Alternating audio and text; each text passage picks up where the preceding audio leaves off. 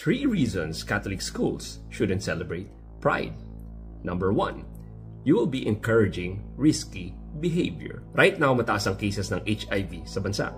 Sinisisin lang ang simbahan, pero kung titignan mo ang statistics, hindi naman yung nagpa-practice ng chastity ang may pinakamataas na cases dito. Yung mga nagpa-practice ng gay lifestyle.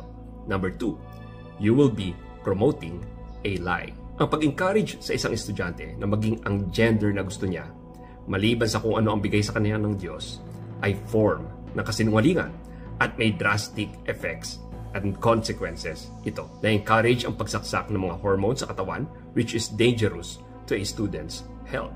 Number 3, the sin of scandal. A watered-down version of the faith wouldn't bring a child to the church. Ang mas masakla pa dito ay hindi alam ng mga schools na ito na maaring nag-engage sila in the sin of scandal. Kung nais nyo matutunan kung paano ipaliwanag ang mga bagay na ito ng malinaw at mahinahon, nagsulat ako ng aklat, Conservative ka ba? A 3-step approach to protecting the Filipino family from woke ideology. Maglalagay ako ng link in this video.